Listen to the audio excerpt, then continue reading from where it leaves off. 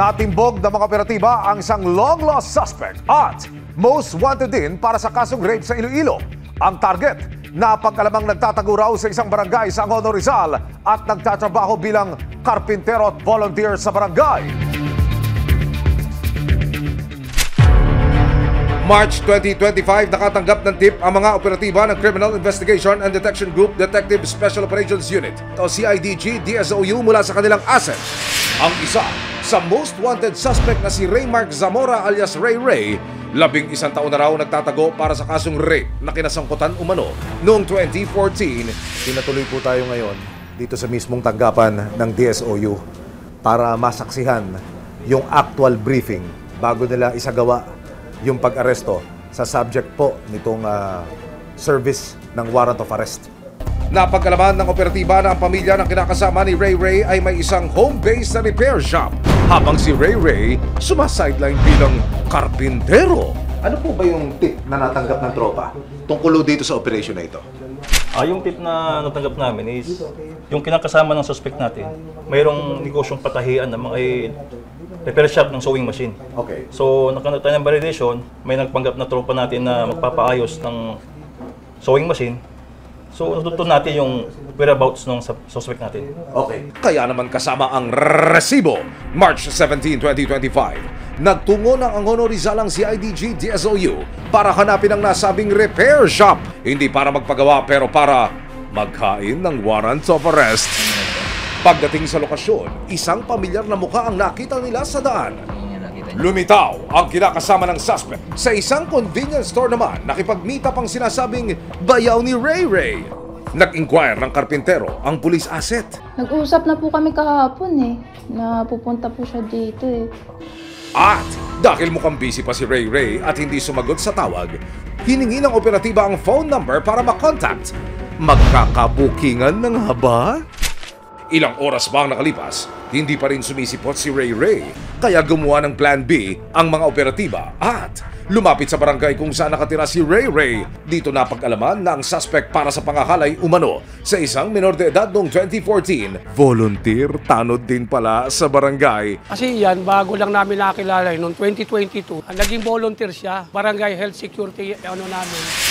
Sa pakikipagtulungan ng barangay, nag-abang ang mga operatiba sa sinasabing daanan ni Ray Ray pauwi sa kanilang bahay tuwing break time. Pagpatak ng alas 12 ng tanghali, binakura na ng mga operatiba ang isang lalaki. Ano waran mo? Pukalan dyan, pukalan dyan. Puka. Ano waran mo? Rape, may rape kang kaso. Puka. Ala, dumapa ka nga! Mga polis kami ha. Ewan ko, sir. Oo, huwag kang gagalap. Ano rape po, sir? Raymark. Dito mo, Zamora. Zamora po, sir. Zamora po ako, sir. Sige, Zamora po ako, sir. Huwag kang uman. Naku, mukhang nakalimutan na yata ni Ray Ray ang kanyang apelyido. Sino po complainant ko po, sir? Hindi ako complainant ko, may waran ko. Hindi, sino po complainant ko po? Hindi ko nga alam, waran nga yun eh. Hello, kuya. Pakuntay mo dito si may waran daw po ako.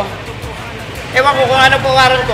Waran kang rape, sexual assault sa Iloilo. 2016 pa. Wala naman ako kakagawin ng sir At si Ray Ray denied to death. Puntay mo yung kapatid mo. Raymark Zamora ka una ba? Wala po, Amora po. Birth certificate ko po. May ano lang yan, pero ikaw to. Hindi po ako yan. Doon mo paliwanag sa korte. Opo. Complainant mo nagtuturo sa'yo May pinasang picture sa amin. Pero nag-iba ang ihip ng hangin nang bigla siyang umamin. Sino pa naging complainant mo ha? Hindi waran kong yan dati. Pero alam ko sir, wala na yun po sir Akala mo lang wala, Ray Ray, pero meron! Matapos basakan ang kanyang karapatan, dinala si Ray Ray sa opisina ng CIDG DSOU sa Camp Crame.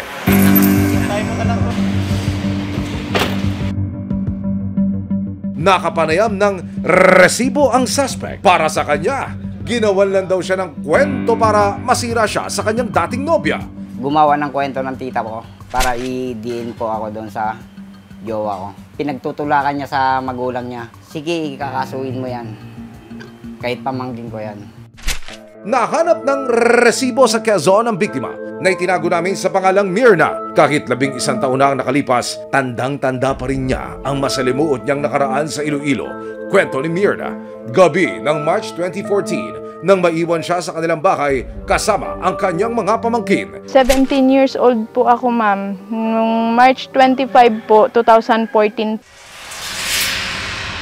Laking gulat di umano ni Mirna nang sumulpot sa pinto ang suspect na si Raymark o mas kilalang Ray Ray.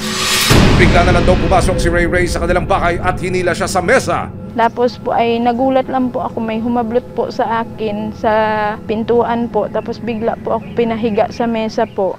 Dito na raw tuluyang isinagawa ng suspect ang pang-aabuso sa kanya. Inubaran niya na po ako ng aking short po, ma'am, at saka yung pambaba ko po. Matapos halayin si Mirna, nagawa pa raw siyang takutin ni Ray Ray. Kung magsumbong daw po ako kay mama at kay papa ko po, papatayin niya daw po ako sa araw na yun. Hindi rin alam ni Mirna kung kanino siya hihingi ng tulong. Nagpunta po kasi yun, ma'am, sila mama at ni papa po sa fishing port po, ma'am. Kaya po kaming tatlo lang po magkakasama sa bahay. Pero hindi pa pala doon natapos ang kalbaryo ni Mirna. Kinabukasan, March 26, 2014, naiwan ulit si Mirna sa kanilang bahay at binalikan daw siya ni Ray Ray para muling halayin. Ulit-ulit po, ma'am. Maraming beses po. 2 gabi po yan, ma'am. Sunod-sunod po. Nakaba po yung dibdib ko, ma'am. Nababalisa po ako na hindi ko po maintindihan yung sarili ko. Makalipas ang 5 buwan, naglakas loob na si Mirna na magsabi sa kanyang mga magulang. Agad silang nagpunta ng Municipal Police Station ng Oton, Iloilo para magsampa ng reklamo. Si mama ko po yung sumagot at that time na po yun, ay parang na-trauma po ako sa mga pangyayari na yun na ginawa niya sa akin. Maaari niyo po bang ikwento kung ano po yung facts of the case? Ano ba nangyari dito sa kaso na ito, ma'am? Actually po, sir, biktima natin kasama ng kanyang mga magulang, ng kanyang ina ay pumunta sa station noong August 5, 2024 na noong March 25 at March 26, 2014 habang nasa fishing port po ang kanyang magulang, pinuntahan ng suspect ang biktima at ni-rape po ito sa kanilang bahay. Ayon sa investigasyon at pagsusuri ng pulisya, lumalabas sa medical legal na positibong ginahasa si Mirna. Nakasaad dito na nagtamo siya ng sugat sa kanyang ari. Makalipas ang 2 taon, naibaba na rin sa wakas ang warrant of arrest laban kay Ray Ray para sa kasong rape by carnal knowledge at rape by sexual assault. Gumamit ng pwersa o intimitasyon. So may sapilitan? Opo, tapilitan ang ginawa. Walang consent yung victim natin. Kung sakaling mapatunayang nagkasala, posible siyang makulong habang buhay. Para naman kay Mirna, naging matagal man ang paglapit niya sa hustisya, makatutulong daw ito sa inaasam niyang paglimot sa nakaraan. Sobrang saya ko po, ma'am, nung nalaman ko po na nahuli niyo na po siya, ma'am, at gustong-gusto ko po talaga yan ipakulong yung lalaking yan.